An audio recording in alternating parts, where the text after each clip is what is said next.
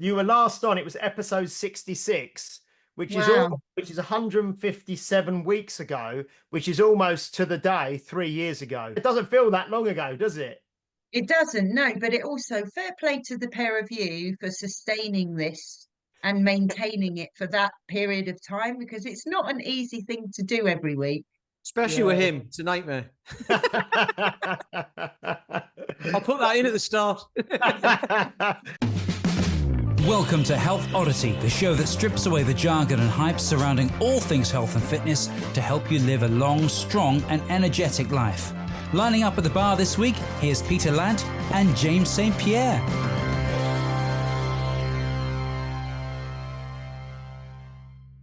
Hello and welcome to the Health Oddity Podcast, episode 223. Yes, episode 223. We are joined by a very special guest today who I will introduce in a minute. If you are listening on the day of release, as I know many of you do, it is the 6th of December, Friday the 6th of December. So we are in December. We are closing in on Christmas. It's, I love Christmas. I don't know about how... Pete, do you love Christmas? I wouldn't say I love it. I'll tolerate it. Helen, do you love Christmas? Yes, I do. Do you know what? This year I will. I'll explain why in a minute. Are you skiing? No, not this year. Oh, no. okay. Yeah, okay. Better than that. Better than that. Okay, brilliant. Yeah, so we are the 6th of December. Just check in with Mr. Peter Lant, and I've got some news to tell him, which I waited till we started recording, because I think it's quite funny news, but I think he's going to like it. Anyway, how are you doing, Pete? You okay? I'm all right. I'm a bit nervous now, but yeah, I'm right. I'm intrigued. This is going to be a great episode actually, because it'll be very poignant. Like I'll share it and stuff because it'll be poignant for some of the people who come along on the walks. Because there's a lot of women in their sort of 40s and 50s who come along on the walks who will be interested in this, and Sean as well, to be fair. So it's going to be a good one. Excellent. Yes. Well, what I would need to tell you, Pete, is we've had someone recently book onto the walking weekend next June from the gym, who's another Peter. He's called Peter Buckley, and I spoke to him in the week. He's signed up to come on the walking weekend, and he said to me this week, "I'm coming because I want to meet Peter Lant." No, you don't. He does. That's what he said. He said, all right, okay. He listens to the podcast and he said, "I'm coming along. I want to meet Peter." So I said, "Oh, fantastic. I'll make sure I tell him." So I do like videos in the group. I've got the Walk Bath Facebook group, which has got like 2,000 people in it or something. Yeah. And I do videos in there all the time, and he watches them sometimes. So I'm like, "Oh, hello," because I know who he is. I don't know him. I've never met him, but I know he goes to your gym. And all that sort of stuff. So I'll say hello, and I hope you're coming next year on the walking weekend. So he's obviously listened and said, So you'll meet him. So he's coming. You've made it, Pete. You've made it. That's it now. Excellent. Fame. Tick. So he's coming to Bath next June, which could be fantastic. I'll tell you what, with that connections and stuff like that, the mercher who I use for the merchandise, for the caps and stuff like that, they got in touch with me to help me out. So Helen, you might want this for merch and stuff like that actually. Yes, I do. This is it's a bit of an advert for them. I mean, I'm not getting paid anything by them. It's all free. They got in touch with me to help me out with stuff, and they do personalized t-shirts, so you can get people to put their names on them above the logo or whatever. And they don't do it yet, but they can do it in the background, and they're putting a logo on the front, and then I can have like milestone t-shirts with like a 10 on the back, like a football shirt, footprints, and people can put their name across the top. And it costs like £2 more or something like that. So that's brilliant. Why am I saying that? There was What's the name of the company? It's Mercher, merchr.com. They're in the UK as well. They print them, they do it all up, and they produce them in Manchester. And there's a reason why I'm saying that, and I can't remember what it is. But anyway, maybe for the walking weekend, I don't know. Oh no, yeah, they've said they want to bring a group of people from, because the office is based in London. The printing happens in Manchester. They want to bring a group of people from London to come to Bath to go on a walking week, like to join one of the walks. And I was like, oh yeah, brilliant, fantastic. That's fantastic. Oh, that's great. That's brilliant. Yeah, that's great. That's really, really good. So we will. Yeah, let me introduce you now. So we've already just spoke to her, but Helen, how are you doing? I'm really well, thank you, and thanks for inviting me back. as we were saying just before we went on air, I can't believe it's been 3 years. I know. I was just going to say, before we get too deep in the conversation, if you are a newer listener, I mean, this is a long time. So this is episode 223.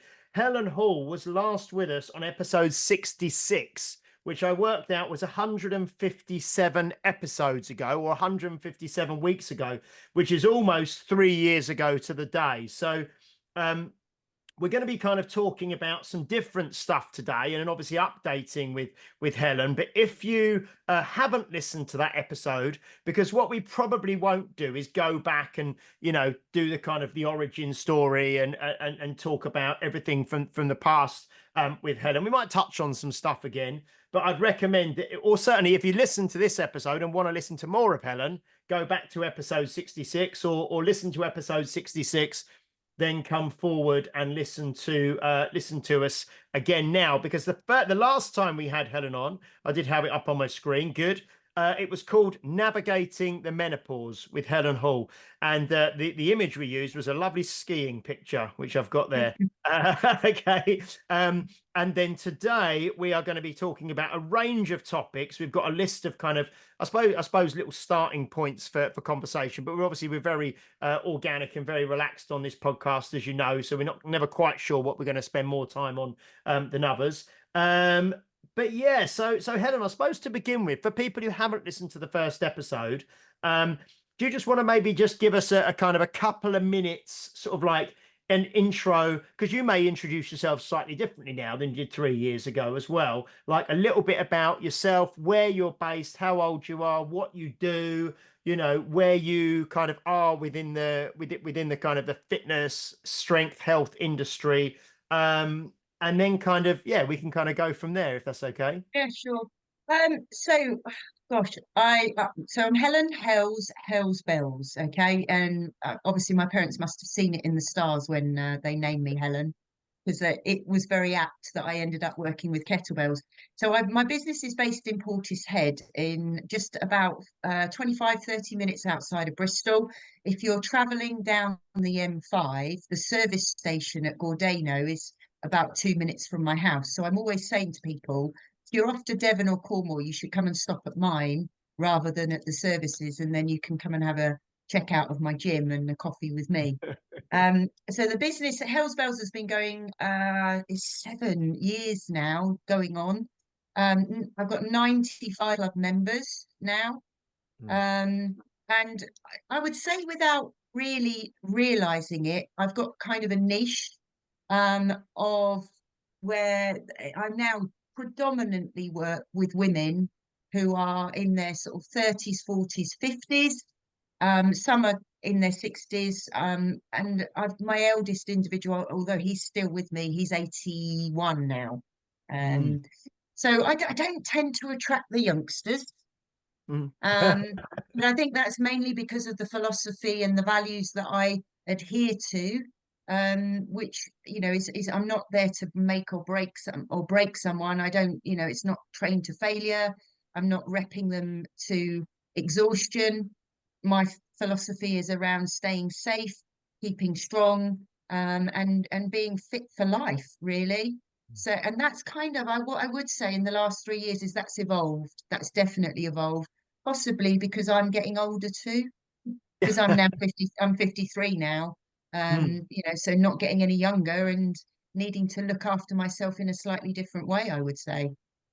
I think that's really, because I'm currently, we spoke last time, I think, Pete, on the podcast, where I'm reading Paul McElroy's new book, Perpetual Strength, just about getting stronger and his comfort zone expansion method, and kind of getting stronger year in, year out, but not ever, by expanding the comfort zone, by not kind of training to failure, by not working stupidly hard, by being very sensible, by being very measured, by avoiding injury, by all those kind of things. So I think it's certainly with Pete. I think you're a year or two older than me, Pete. Are you? I am now. As we record this, I'm not. But when it goes out, I'm 48. Okay. Yeah. So so I'm 46. Like you said, Helen, you're 53 now. So we're all kind of within sort of like 5 or 6 years of each other. And I think, definitely as you get a bit older, And as you change and as you learn more, then the way you coach and the way you teach and the people you attract change as well, don't they? I So think so. Yeah. yeah. And what I What I'd what I say as would well, just quickly, sorry, no, is no, just to pick you up on this. You said I'm not getting any younger, but what's happening is you're getting older more slowly than most people with any because of luck. what you do. Anyway, I'm not carry on. going down without a fight, basically. And what did you? Um, I think just before we started recording, you said or I think it was actually when we were recording, you said you're looking forward to Christmas this year more than you normally would, and then you just yeah. kind of, do you want to? Can you tell us why? Is it? I don't know So why. we're off to Australia this year. Oh, wow. So yeah, my son is currently having a year out and is playing cricket in Australia. So we are heading out to see him. So he left 7 weeks ago, nearly 8 weeks ago now.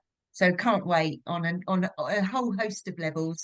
Never done that part of the world before, but also gonna the opportunity to go and see him. So that'll be good fun. Will there be a Boxing Day test and all that sort of stuff? I don't know. Oh, we've got tickets. We've got Yeah, tickets. because Sean's dad loves, he's bonkers about cricket and he coaches cricket and all that sort of stuff, and he has done his whole life. Sean Yeah. was born in Sheffield in the Okay. 70s, right? They moved to Sheffield. Her and her sister were born in Sheffield in the 70s because you had to be born to play for the county in the county, didn't you? So they moved to Sheffield, had two girls, and then and then moved to Guernsey. But yeah, she's been to like loads of like South Africa and stuff like that, but loads of Boxing Day tests and stuff like that. I used to do it every year. Well, Yeah, whenever, can't wait actually. I think our whole trip will be fairly cricket focused because you probably realise from my social media that cricket features quite heavily in our lives. All three of my family or boys play. So husband is a wicket keeper. Ellis is he's a decent batter and a spin bowler, and Jonks is a fast bowler as well. So they life literally revolves around cricket in the summer. And one of the things I've started to do recently, I put a post up about this last night, is I've just taken it up myself. Um, Ah, so you're okay. never too old to learn a new skill, are you? Well, Um, we've had James Brees obviously on a few times. yes, because he does Welsh. a lot with cricket, doesn't he? Yeah, so Yeah. he plays in the Welsh over 40s team, I think Mm, now. And he went out to yeah. the World Cup in, I think that was New Zealand, where he went Hmm. with the Cricket World Cup for the over 40s. And yes, but he was talking actually about the expansion of and the increase in popularity of women's cricket kind of Cricket, yeah, globally, and he said yeah. it's a really kind of growing sport. So Mm. excellent, It's excellent. it's brilliant fun. And you know what? From a coaching perspective, it's doing me good. I wouldn't say I was necessarily a complete beginner, but because I've kind of immersed myself in cricket all my life. My dad played cricket as well, so I literally can't escape it. But I've never been formally coached to play cricket. So going back to being a beginner is so enlightening because it reminds you of what it's like when you're trying to coach people that are beginners. And you're looking at people and thinking, God, I get how hard that is. Because someone's saying to me, oh, all you need to do is this. And I'm like, can't do it. I can't do it yet. But I am loving it. Oh, and I ate in places that I just didn't even know I could eat. Considering I'm fairly strong, physically active, consider my mobility to be pretty good for a 53-year-old. On a Thursday morning like today, I wake up and I'm like, oh, I feel like I've been hit by a bus. It just goes to show, doesn't it, that there's a lot involved in just standing around. Yeah, yeah. I'm now pissed off all the cricketers again. Dear. No, because when you mentioned obviously that you were looking forward to Christmas this year, I kind of mentioned skiing because that's something that I Yeah. know you do every year as well. Yeah, so but going to Australia for Christmas is about as far away from going skiing as you Skiing. can Yeah. get. It's their summer obviously over there and all the rest of it. Oh, that's fantastic. So no, that's really good. So yeah, so the business is growing well. Like you said, you've got about 95 members that you do group Yeah. training predominantly with, I think, involved with. Yeah, small group training in the day, and then I host larger classes outside at a local school where I just hire the facility 4 times a week, and they're really nice to me and let me store my bells there, so I don't have to, like you, Pete, I don't have to ship them around. But and I get bigger numbers at that, so I, up to 25, 30 at an evening class. Do you know what? I'm so fortunate to do a job I love, and I really mean that. I used to teach, as you know, as a PE teacher and assistant head. And actually, for me now, I'm getting to to work with people that want to learn, which sadly, with teaching and kids, isn't always the case. So, the people that present to you are there because they really want to be there. So every day is great, isn't it? We're really Yeah. fortunate with what we do.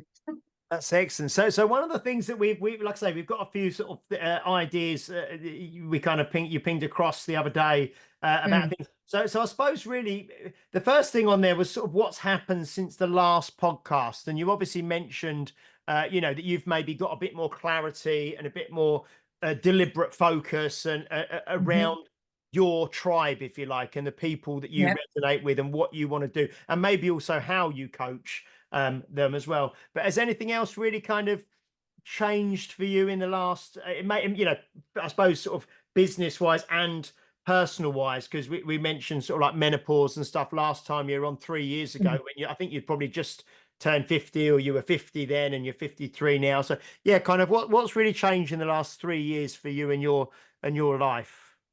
I think the first thing I would say from a business perspective is I think I've finally come through the COVID hangover. That was that really was hard, not least because COVID was tough and we all obviously had to adjust and go online overnight. But then I think we came out of that, and I don't know whether I was complacent. I just thought everything would go back to normal, and it really didn't. And I found I had a huge drop off in club numbers. Probably, if I look back, about a third of my membership. And I get it. It was because finances went up, the world became more expensive, people were cutting back on their luxury items, which coaching is.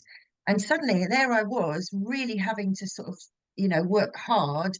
Almost, I felt like I was running to stand still. The moment recruit someone new, someone else would leave, and it felt like I was doing that for an awful long time. And I would say it's only the last year where I feel that I finally started to grow the business again and feel like I'm in a more stable place, which is quite a relief because when you look back on it, that's been nearly 5 years, hasn't it? Mm. I Yeah, don't 'cause know it if was you like echo that. 2020, was it 2020, 2021, wasn't it? I think that was that. Yeah, yeah. Yeah. No, it's yeah, no, I know what you mean. And I think it wasn't even as Just much. going to go and suck my dog out.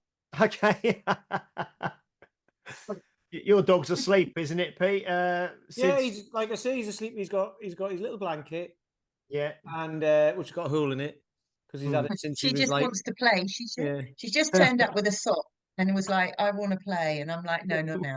yeah. Sid would just be Sid's in his basket with Sean's sock as well because she's obviously out at work, so he walks around with a sock because it smells of her. Oh, Yeah, no, so I think, yeah, I agree. I understand what you're saying, definitely. And I think sometimes people don't, people don't necessarily make decisions or financial decisions based on what is actually happening to them at the time. They kind of make a decision based on the fear of what may happen, So it's yeah. almost like the uncertainty. So it's almost Mhm. like, well, this might happen, so I'm going to kind of preemptively, change things and stuff. Because but yeah, no, I Yeah. agree. Now It's we're going into 2025 in a few weeks, aren't we? And we're kind of, that was a good few years ago now. So seems like everything's settling down a bit, certainly.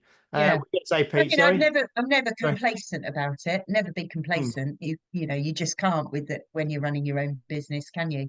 You've got to Yeah. keep out there, it's make sure people are aware of you, and keep, plugging away, as it were.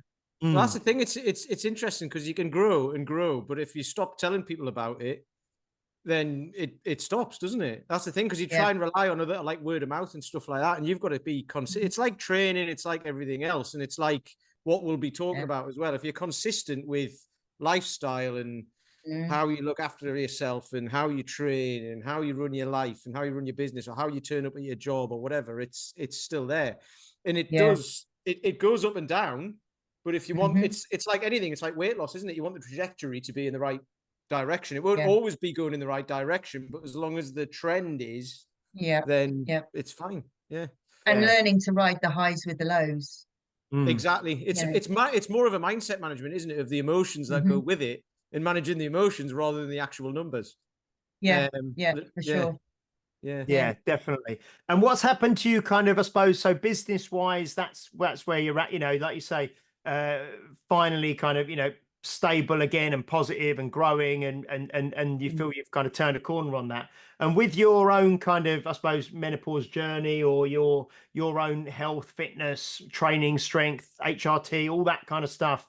Has anything really changed much in the last 3 years for you? Has it been a constant kind of learning process or? Yeah, absolutely. I mean, I was listening to Claire and her podcast on one of my dog walks this week, and so much of what she said echoed with me, really. I think she talked a lot about it being a journey, and there's no question it is a journey.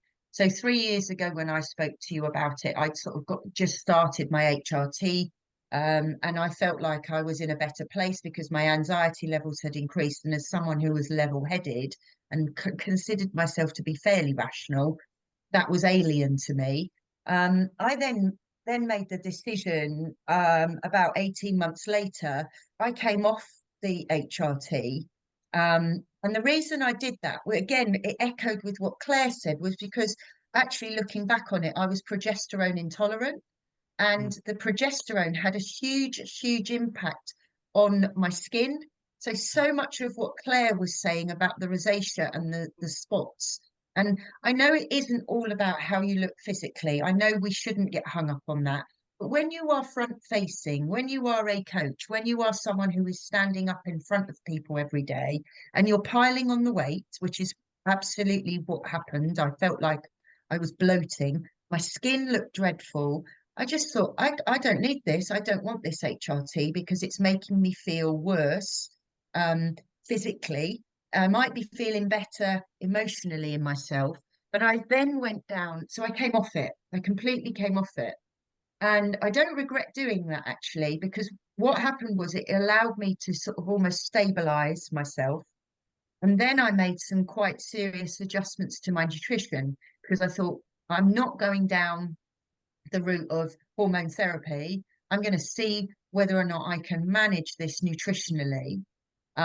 So I then changed my focus, as it were. Not that my nutrition wasn't dialed in before, but I kind of looked at things a bit more seriously, did some reading around it, a lot more research, and made some significant nutritional changes, particularly focusing on that protein. And I know we bang on about it all the time, and I'm preaching to the converted, but Claire said one of the things she said in her podcast was most of the women that she works with are not eating as much protein as they think they are, and they're overeating on calories. And that's absolutely the case. I was under eating on my protein and overeating on my calories. Thought I was eating a balanced, well, really good diet, and actually I needed to change that base, that what was appearing on my plate. If you break it into a pie chart, in effect, of your macros. So I've really worked hard on upping my protein and trying to sustain that. And that has helped me to control a lot of the sort of side effects that you get. For example, if I go off track, have a few glasses of wine, eat a little bit more sugar-loaded food, more carbs, whatever, my sweats come back. My night sweats come back. I don't sleep as well. I feel more anxious. Cut that out. I don't suffer from the sort of the sweats at all. I can manage it, I can regulate it. And I really believe that is down to nutrition and water. And then the long-term effect or the impact of that is I sleep better, so I feel better, so I'm more able to train. It's And this if you sleep cycle. better and feel better, you're more likely to make better decisions as well, aren't you? If you're not tired and stressed, So Yes, this is really interesting, actually. yeah, for sure. I love this, Helen. So because a couple of the things that we've got written down, we'll talk about training, a bit later, in terms of the adjustments you may have made now that you're 53 and things like that. But three of the points we've just kind of touched upon there was nutrition and why protein becomes even more important as we age. And I think this is certainly applicable to women in menopause, but also applicable to men as well. But we'll talk about that. Mhm. The impact of Yeah, alcohol. for sure. You just mentioned alcohol as well, and you just Mhm. mentioned sleep.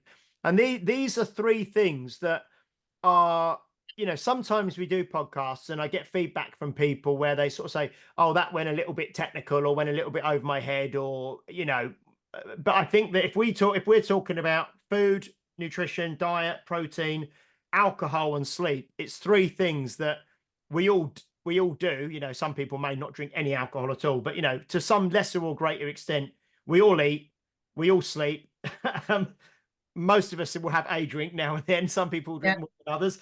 But yeah, so maybe that was a broad. What can you be a bit more specific in terms of the changes you made to your diet? You mentioned being more focused on protein. I know we're not giving medical advice to people here, So talking about your experience, but in terms of protein, how would you track that? How much were you trying to get? What were you using as your protein sources and that sort of thing? Can you kind of maybe paint yeah, paint a picture for us? Yeah. yeah, absolutely. And again, I will caveat that this is my journey, and I'm not saying anyone else should do it. I really am not, but it definitely has supported me. I think the first thing is it's starting to look at getting over 100 grams of protein a day. So rather than being calorie focused, think about the amount of grams that you're getting. I think that's a great rule of thumb for a woman to aim for 100 plus grams if you're trying to keep it simple. Anything more is a bonus. So, in order to do that, I found you had to have some form of protein on your plate for every meal. It's as simple as that. Mm. And I think if you focus on making sure that happens, then your protein will increase naturally. A lot of women I find, and I'm not going to say I have done this myself, like whether it's, there are fors and against, but a lot of women, they fast because they believe that is a way to reduce their body weight. And actually, the moment you put fasting into it, it can make it more challenging then to get that 100 grams plus of protein in a day. Because if you take out that meal, that first meal of the day, which is often the one that people miss out, you then you're 12 hours into fasting, which has its benefits. I know, James, that you're a big advocate of it, but I'm not sure that there was a period of time that worked for me. I'm having changed that of late. I do feel better for it. I feel more energized. I feel I'm snacking less. I'm fuller for longer. But what I do need to make sure is that I'm putting the right food into my mouth at breakfast as opposed to poor choices. And I know that there's a difference if I grab and reach for something that is more sugary and not as nutritional, or isn't quite as satiating, then I do find I then snack more throughout the day. Yeah, So it's interesting. Sorry, go on, Pete. what would you say? What sources of protein? Because this is the question I get when I say this to people, and they go, "Yeah, but well, how do I do that then? Like, what do I eat? Do you know what I mean? So what source? Because Yeah, there's protein in, people. You say Greek yogurt, and they're like, "Is there?" And they don't even know. yeah, So I know, what would I you know. say? I mean, I did that this morning. I had a massive bowl of Greek yogurt, and there's loads of protein in that. It's Mm, great, and it fills you for up forever. sure. I mean, for me, a staple part of my diet is eggs. Thankfully, I love eggs in any way, shape, or form, whether it's poached, scrambled, omelets. So that will be what a breakfast would look like for me. Lunch tends to be either a repeat of that in some way, shape, or form. Again, it's not very exciting, but it works. Well, no, Or you see, I two, get that. I get that when you say like meat, fish, eggs, whatever, and people are like, "Well, yeah, that's not very exciting." It's like, yeah, but you can put spices on it. You can do whatever you like yeah, with it. You just have to like change put it it on the up. plate. Yeah. Cook it in a different way. Tuna features quite heavily.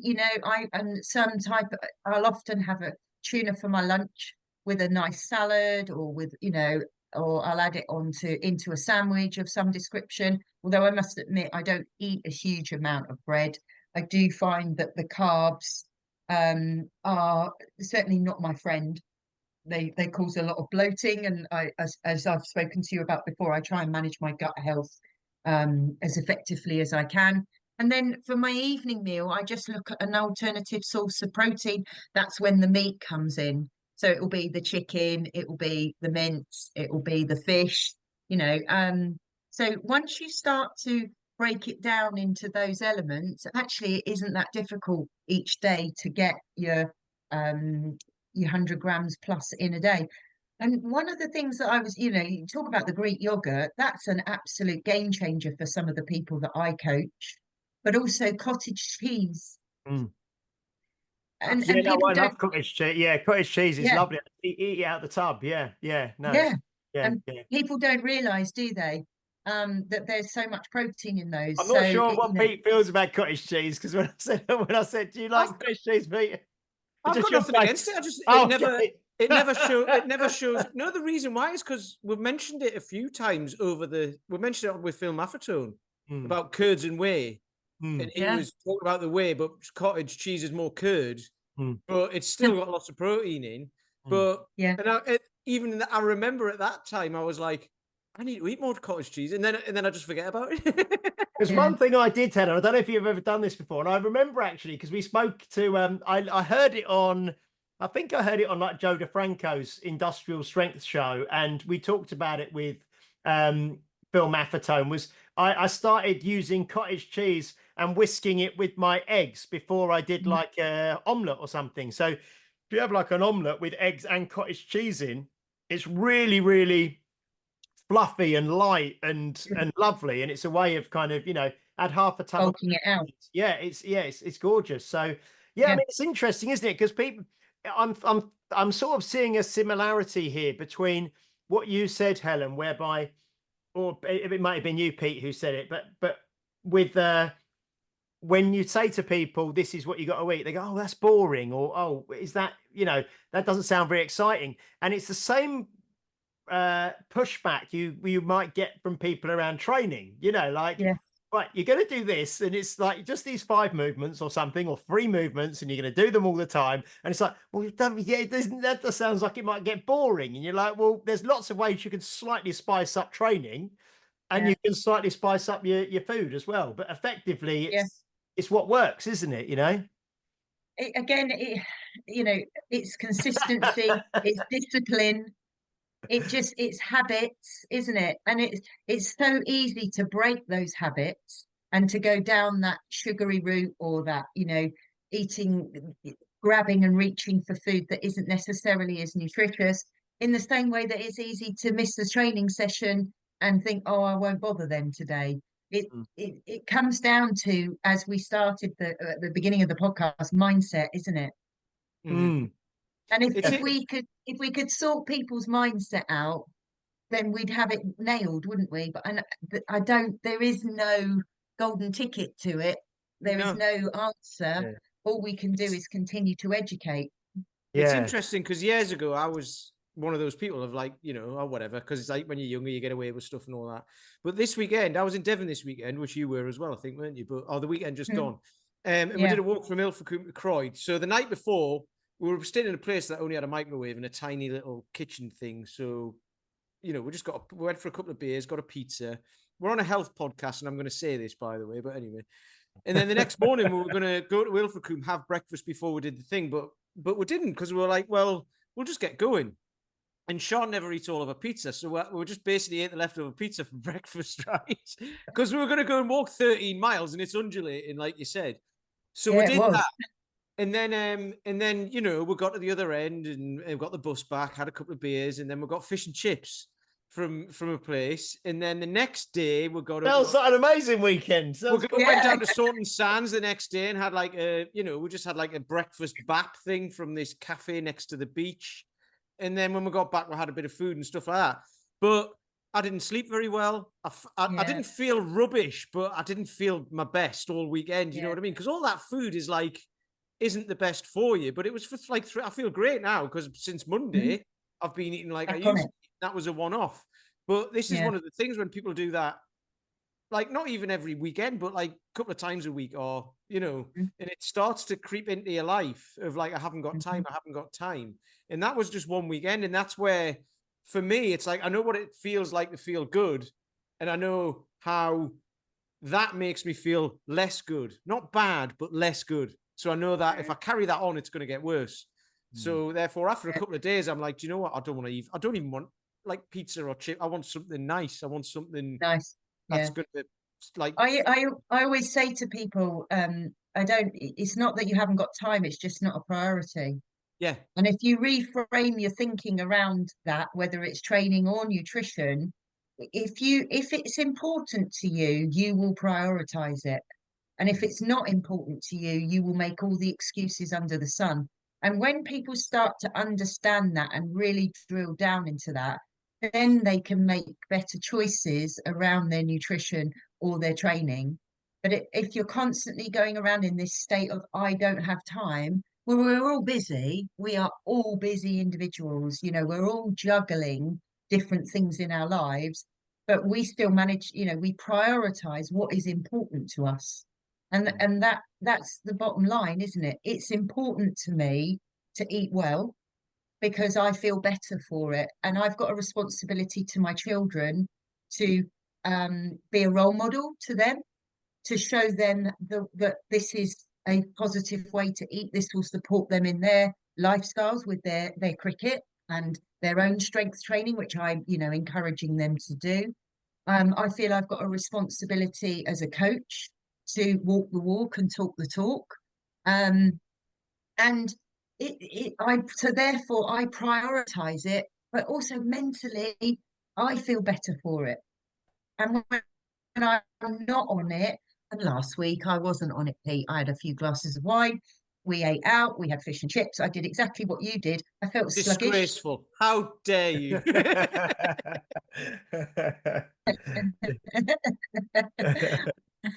I was so that's grateful really to get back to some routine.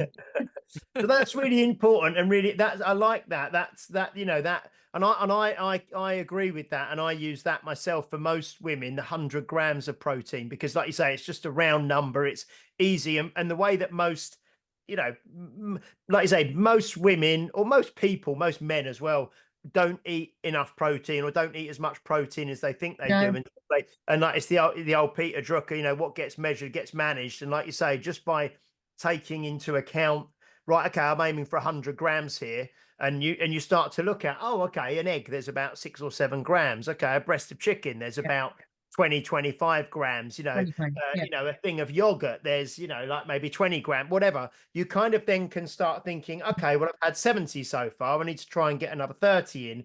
And you can kind of, just out of interest, do you ever have the need to, or do you ever take any kind of like whey supplement, whey protein or any protein drinks or anything like that? Yeah, You top up your I numbers. do. Yeah. Yeah, no, I do. I've got a paleo bone broth protein shake that I take. And again, I've tried a lot of protein shakes over the years, and they don't agree with me. They really upset my gut. But this particular one, this paleo bone broth one, it sounds disgusting. It's chocolate flavored. But you have so getting your head around the fact that it's bone broth, but it's chocolate flavored. People go, I couldn't even consider that. It doesn't taste of bone broth. Yeah. It tastes really nice. Because you can get like beef protein as well, can't you? Like beef Yes, protein isolate. There's like beef protein, like salted caramel flavor. yeah, I've just made some bone broth. The dog goes nuts, and I've got it in the kitchen, yeah, and I drink that, and that tastes of bone broth, and it's lush. yeah. Yeah. Well, my one tastes of chocolate and it feels like an afternoon treat. And Yeah. I have it with a bit of coconut milk and a banana. And if I'm feeling extravagant, I might even add a bit of peanut butter in it. Mm. Um, and that to me at 4 o'clock, 5 o'clock, when I'm kind of just before I'm about to go off and do my evening sessions, that's perfect. It kind of ties me over. And that whacks up your protein So I'd nicely. imagine that's probably got around what, 25-30 grams per Yeah, thing. Yeah. yeah, So that's like you say, that's 30, if it's 30 grams, that's almost, a third of what you need per day in one drink. yeah. So that's great. Okay, I love that. So that's a really good good measure for people to think of, the 100 grams. And so it is more important as well, isn't it, as you age, to have more protein, Yes. and especially like for men and women, but people when they're in their 60s, their 70s, because I think we're not quite as good at kind of protein synthesis as we get older, are we? So you kind of need to, obviously, you need to kind of take more in so you can, if you're not quite so effective at processing it, it kind of gives you a bit of a buffer. I mean, what when you talk, you say predominantly women now in their maybe 30s, 40s, 50s and beyond that you work with. And I like, you mentioned Claire's podcast that was on about 6 weeks ago, and she said, I don't track calories, I track protein, which is one of the phrases that stood out for me. Do you find that women have a focus on protein, or generally it's No. always been about controlling calories and keeping their weight Yeah. down, whatever? Yeah. Totally. They go down the low fat route even to this day, and that frustrates the hell out of me, because there's obviously they're loaded in substitutes and sugars and saccharins and all the things that actually are going to give you headaches and probably heighten your menopausal symptoms. And that's the bottom line, is that when I'm working with these women, I'm encouraging them to make these choices nutritionally to support them with the symptoms they're experiencing. Whether that be, it will reduce your anxiety, you will sleep better, you will have less hot sweats and flushes, you will feel more stable, less anxious. It all ties up. And I know it sounds evangelical, but it stems from your gut and what you put into your gut.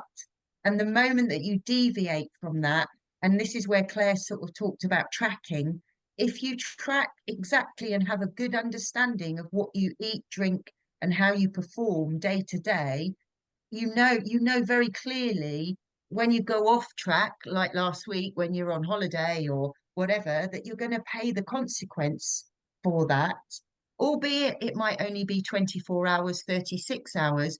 But then what my role is, I feel, is to support people to understand how to jump back on, how to not then say, fuck it, that's it, I've ruined everything, I may as well just keep eating crap, and say, no, actually, I'm back to it now. And I'm going to draw a line under those days, those 3 or 4 days or 5 days of holiday where I've not eaten as well. I'm going to focus and I'm going to go back to what I need to do to improve my physical and mental well-being.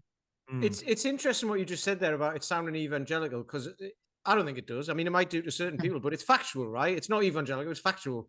But it's funny, we're preaching to the converted, though, aren't we? Well, yeah, exactly. So preaching to the converted, but it's not evangelical. Yeah. But no, because I saw something the other day and there was people, I can't remember what it was. It was a news story or something. There was people commenting like, oh yeah, you've got to look after your health. It was somebody who couldn't do something anymore that they wanted to do. And it's like, yeah, health and family and all that come first. And it was like, yeah, and you were talking about priorities earlier. And it's like, yes. And people say that, but they don't necessarily do it until they have to, until health does become a priority, which it always is, but it's not. People don't necessarily prioritize it until they get ill or until they become menopausal or until something happens. Steve Bush was talking about this, wasn't he? And he was fine. He was like 30 odd stone, wasn't he? He said, and he was fine. He was fine. And then all of a sudden he was like, I'm not fine. I'm going to die. No. And it's like, well, that's always been the case, really, if you're that weight. But, so there's not a question in there. Sorry. I thought there was. You know what? I talk to people, I run sort of these challenges with people around, and it's called an accountability challenge. Call it what you want, fat loss club, fat club, whatever. It doesn't matter. The bottom line is, and people say to me, well, you should run them more often, or why don't you just run it all the time? And it's like, I can do that, but you're not going to get the benefit from it, because there's only so many ways that I can say to you, eat more protein, drink more water, get your steps in, sleep, get to bed a bit earlier, and then chuck in a couple of strength training sessions a week. And once, you know, and then obviously work on your nutrition and make sure you're getting your protein increased. Once you say that to people, there's only so many different ways you can couch it. And ultimately, the biggest single thing that is limiting there, because most of the people I coach now, they've got that understanding. They absolutely know what they should be doing.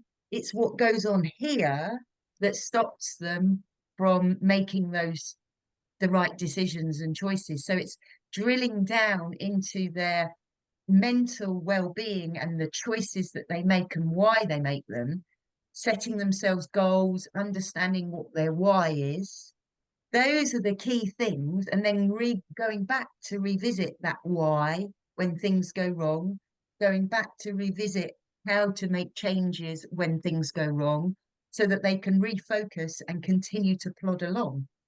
And none of us are perfect, and neither should we. Neither It's should we be. interesting. Lots of the women that I have at my gym are in their in their certainly late 40s, but I'd say probably the biggest demographic is women in their 50s. You know, 50s and 60s, and I do hear a lot. And it's very difficult for me, and I wouldn't feel comfortable because a lot of them, they say, oh, you know, I'm having trouble sleeping. I don't sleep well, or I don't do this, or but it's just my age. It's just the menopause, and I'm certainly not saying that that's not a factor. But like you're saying, I think coming from you, coming from a woman at the same age, saying, well, yes, but there's also things that you're doing within your lifestyle that could make things a bit better. You know, it's not saying it's not. It's not saying it's not a factor. It certainly is a factor. But one of the things that I want to talk about now, because this is a big thing for a lot of the people that I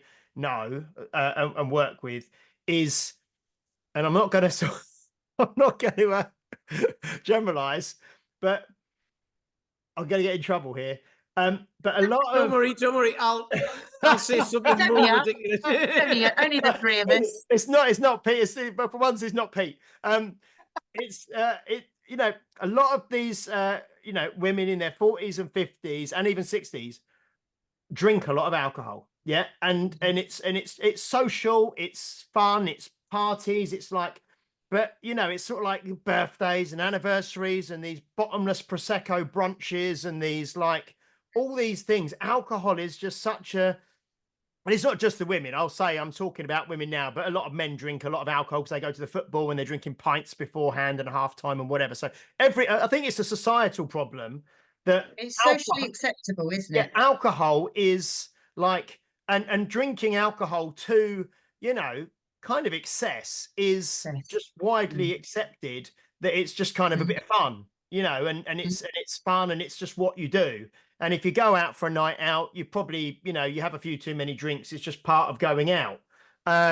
So yeah, I mean, you mentioned one of the things was the impact of alcohol, and you mentioned having a few wines and that sort of thing. But as someone myself who doesn't drink a lot, I have the occasional beer, but you know, I might not, I don't think I've had a beer for probably the last month, you know what I mean? But what does alcohol, how do you find alcohol affects you? And from your knowledge and from working with people, especially people like of your, you know, in menopause kind of age? Well, firstly, I'm not going to say don't drink, because I do drink. Mm. And it would be hypocritical of me as a coach to turn around to someone and say, you need to stop. But what I would say is that my understanding of the impact that alcohol has on me personally, particularly as I'm getting older, that awareness that it impacts on my mental well-being, it impacts on my anxiety, it impacts my sleep, it impacts my training without a question of a doubt. And then also impacts my nutritional choices the following day, because I then, I just want to eat, and I want to eat rubbish. So it, but again, it's awareness, isn't it? I know that it does that to me, and yet I still choose periodically, occasionally at the weekends, to have the odd drink, and that's a choice I make because I enjoy it. I enjoy socially having a drink with my friends, but without a question of a doubt, over the last few years, certainly since I've hit 50, I've had to make a conscious decision to reduce the amount of alcohol that I can drink because I tolerate it less. And the impact and the recovery from it is harder than it was 10 years ago, 15 years ago, when I could drink and it just didn't even impact me. Mm.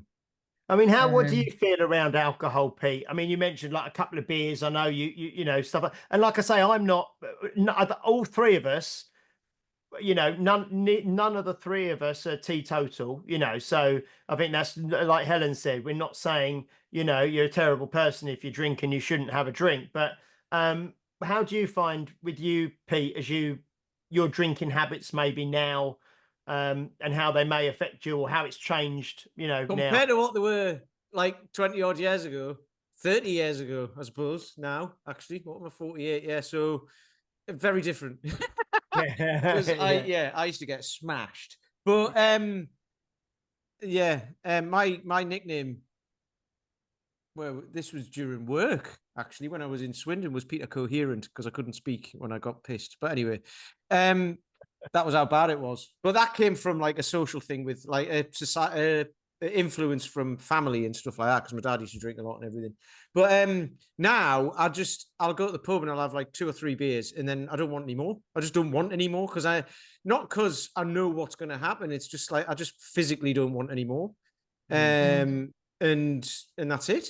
You know, which again is probably quite a lot for some people. You know, but for me, I can kind of I choose what I drink in the pub. I don't go for 6-7% beers and all that sort of stuff. I don't drink Stella. I don't drink lager, like all of that sort of stuff. Like, you know, I'll drink something that is like real ale or something like that and is relatively low percentage. But I don't have loads. Every now and then, you know, I might have like 5 or something if I'm on a night out with a couple of people. And that's about my maximum at the minute. So I can function the next day. But like just a couple.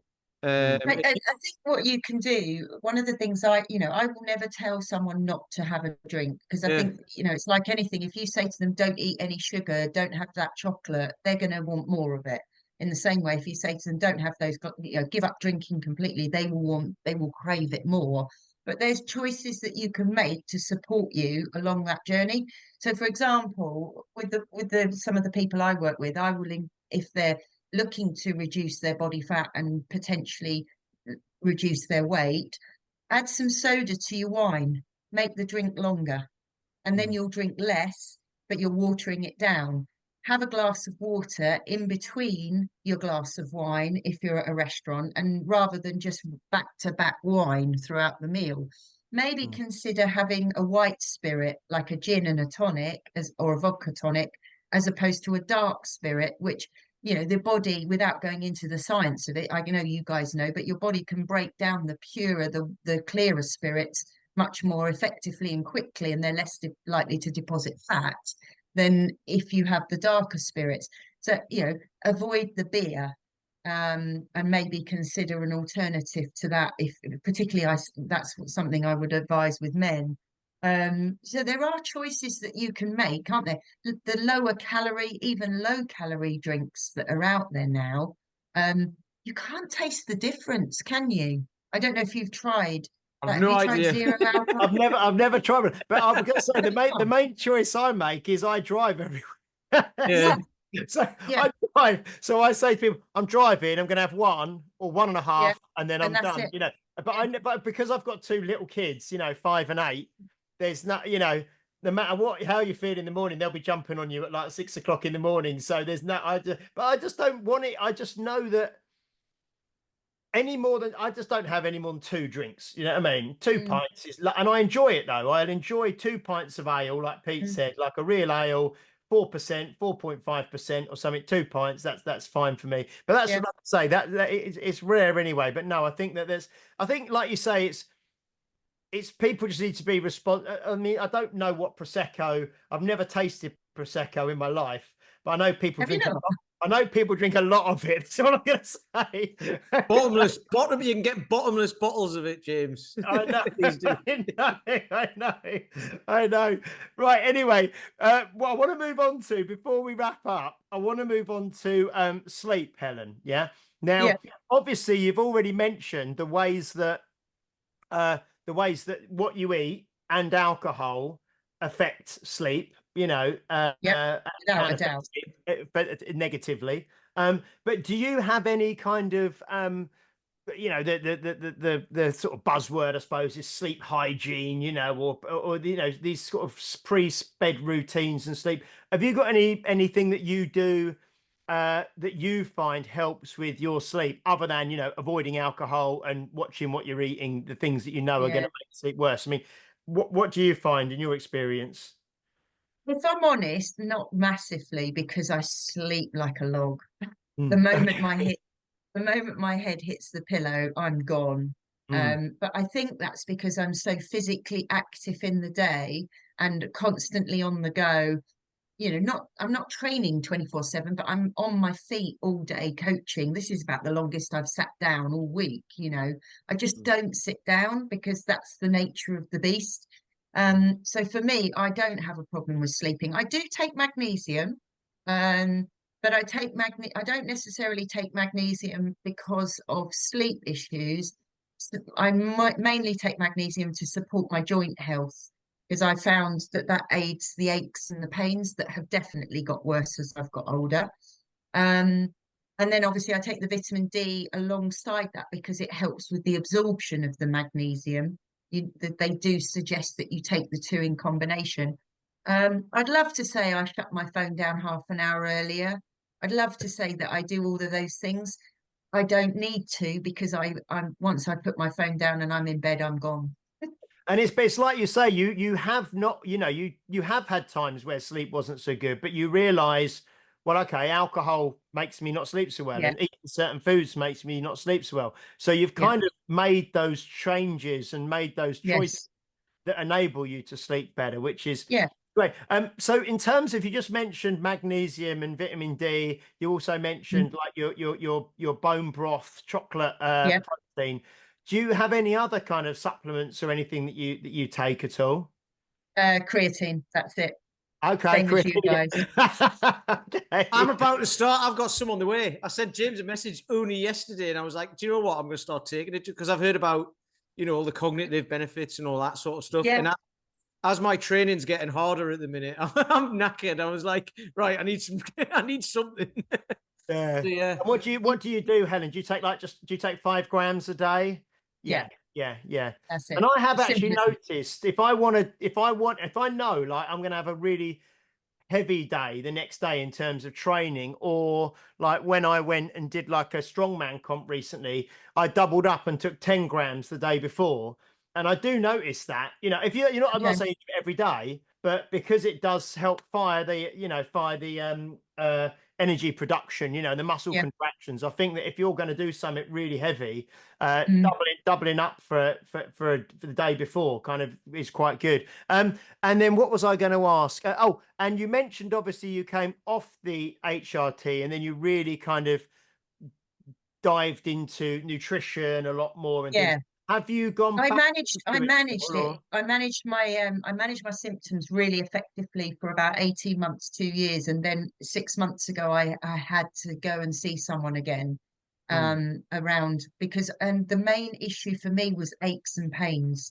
mm, Honestly, I was waking up feeling like an old woman, and it just was completely alien to me. And when I went to speak to them about it, they said, look, you just need to get some estrogen back into your body, and then the inflammation that is going on within your joints will calm down. mm, 6 months on, I feel like a different person. So mm, I've gone, and Claire said this in her podcast with you. It very much is a journey, because you've got to find which medication, because there's different types of estrogen, there's different types of progesterone routes that you can go down. You've got to find the one that works for you. And that's where, and this is where the challenge is for women, because sometimes the doctors don't have the knowledge or the understanding. They prescribe what they're told to prescribe that is available within that context of that surgery. I was really fortunate. I went privately, mm. and so we were able to. There weren't any restrictions then on what she prescribed.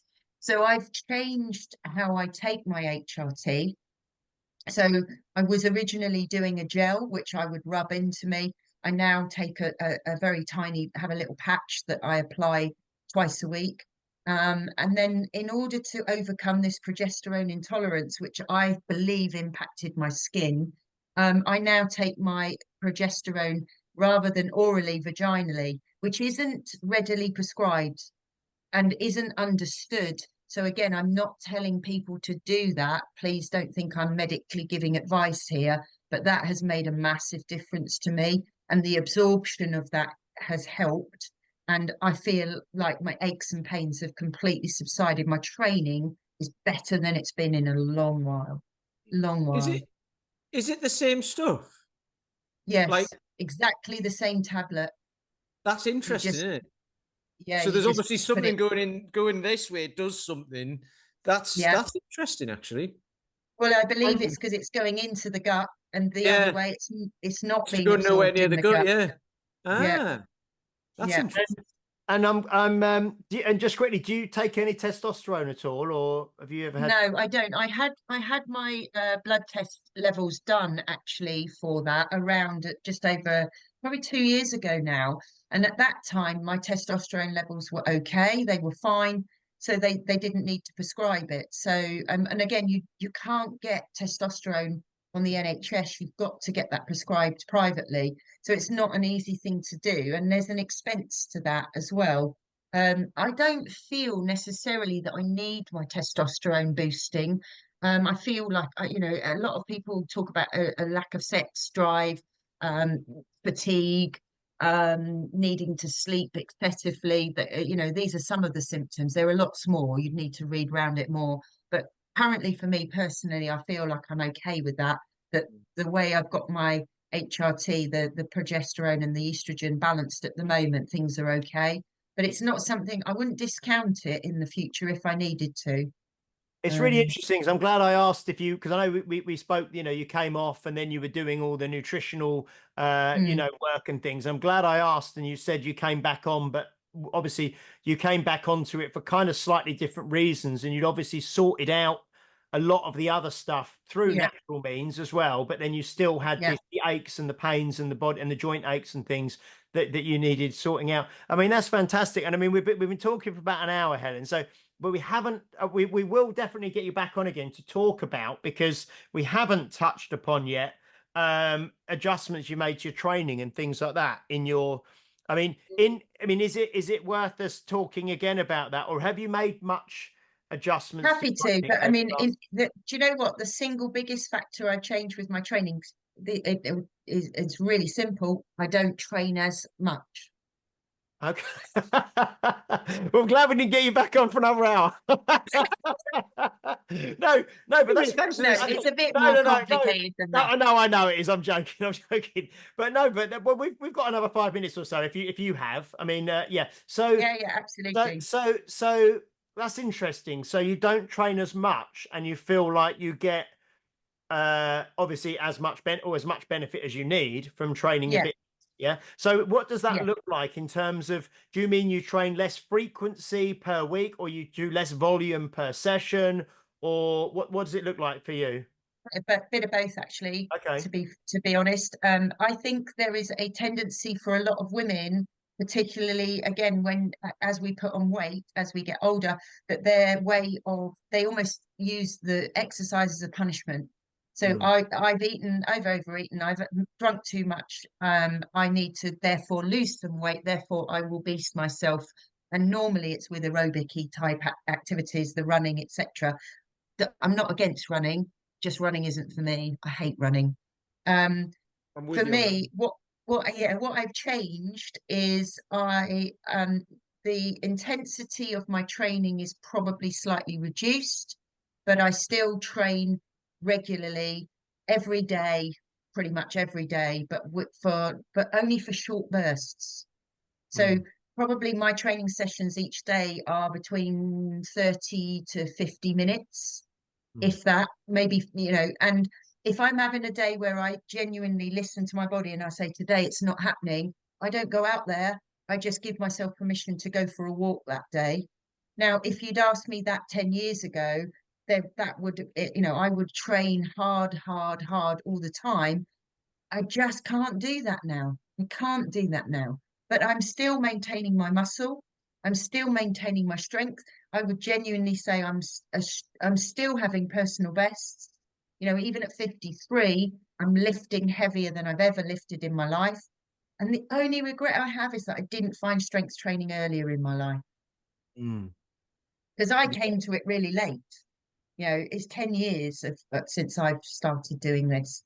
If I wish I'd found it and known about it in my 20s and 30s.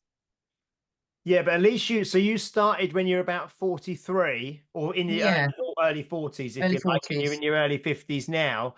But I mean, Yeah, you could look at least you found it in your early 40s. And imagine if you hadn't found it till your 60s or now, you know, yeah. you've probably done yourself that time that you started. I mean, as always, you know, it's the old cliches, you know, about the best time to plant a tree and all the rest Mm, of it.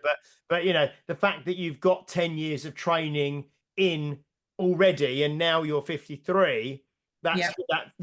that's been great, you know. Mm.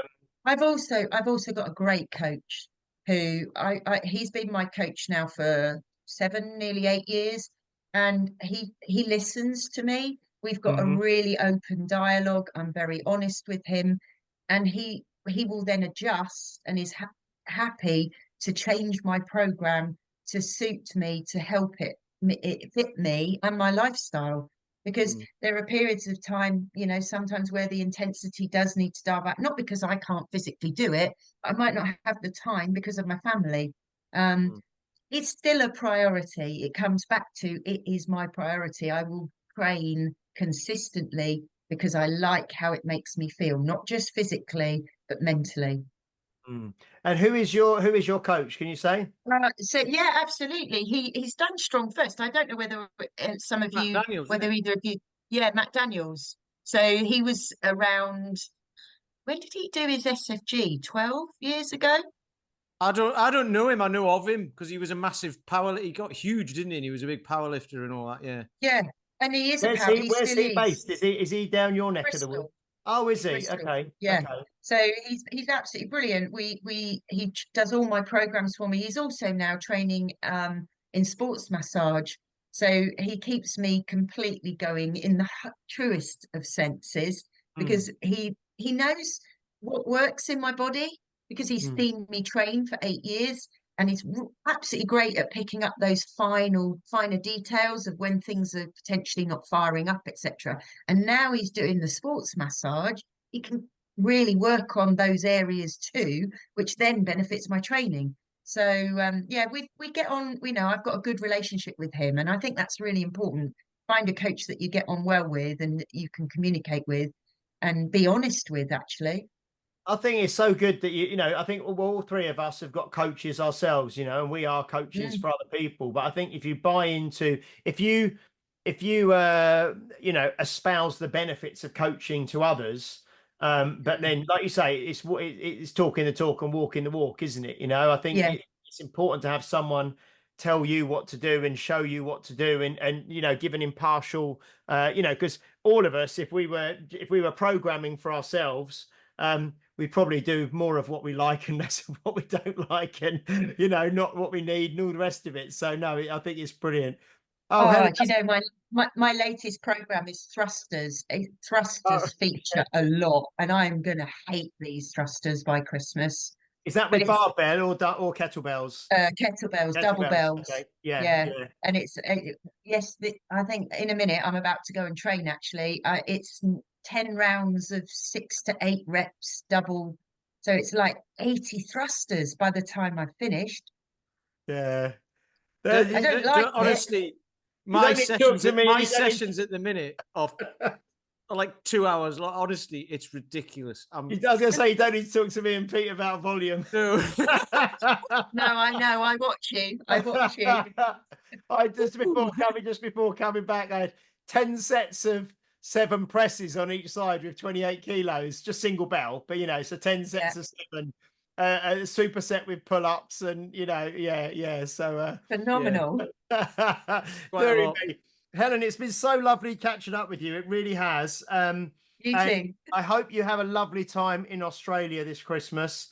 Thank you. And I did see that your son was kind of out. I wasn't sure if he'd gone out on a scholarship or something, or like you say, he's on a a year kind of break, and he's playing cricket out in Australia. So yeah, I did see that. That's great, and I hope you have a lovely time out there. If people do want to, because that's been really honestly, that's so interesting, and I'm glad that we didn't spend a lot of time talking specifically around training, and we were talking more about, you know, things that people can apply to their everyday lives, which is really For important. sure. And the mindset, and just getting all the things in place. But if people do want to follow you and find out more and see what you're up to, what's the best way for people to do that? I sometimes pop up on social media, you know, not a lot, but Hell's Bells Hawley 13 is the where you can find me. But if you put in Hell's Bells coaching, you'll find it pretty quickly.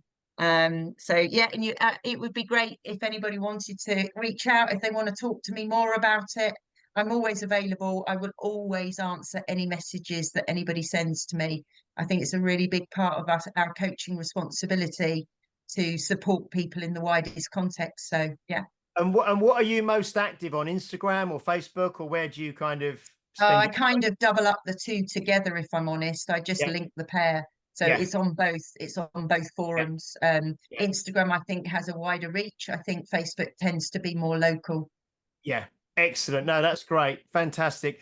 Pete, anything you'd like to say as we wrap up?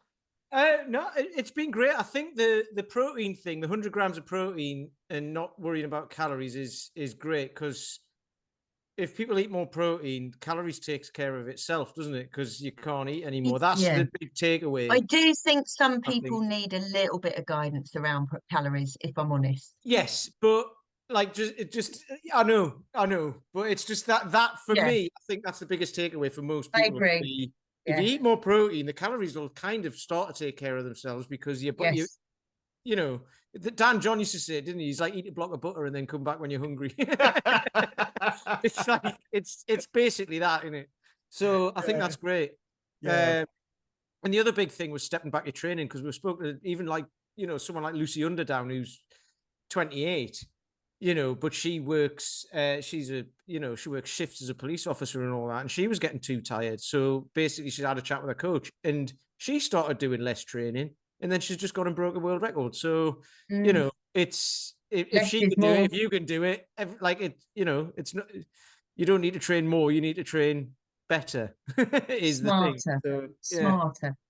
Excellent. Brilliant. Thank you so much, Helen. Thank you so much, Pete. And we will be back next week for episode 224. We'll be joined by David Walsh, who is Sitting Bull UK, a disabled strongman, just been competing in the world's strongman disabled competition in Birmingham a couple of weeks ago. So we'll be joined by him next week for episode 224. Please do like, share, subscribe, leave a review if you're watching or listening on a platform that allows you to do so, especially Apple Podcasts. If you go onto Apple Podcasts and leave us a review, we will read it out on the podcast, and we will send you out some free merch, t-shirt or hoodie. You just let us know and we will do that. Next week will be, what's 6 plus 7? 13. It'll be the 13th of December. Next week. We're getting closer to Christmas. What date do you go to Australia, Helen? 15th. 15th. Okay, so you'll be in Australia pretty soon. Anyway, we will see you next week for episode 224. Until then, bye-bye. Thanks, guys. You've been listening to Health Odyssey with Peter Lant and James St. Pierre. To get your regular fix of hype-free health, you can subscribe and leave a review wherever you get your favorite podcasts. You can find out more on today's and other topics at healthodyssey.com, or find us on Facebook or Instagram by searching for Health Odyssey.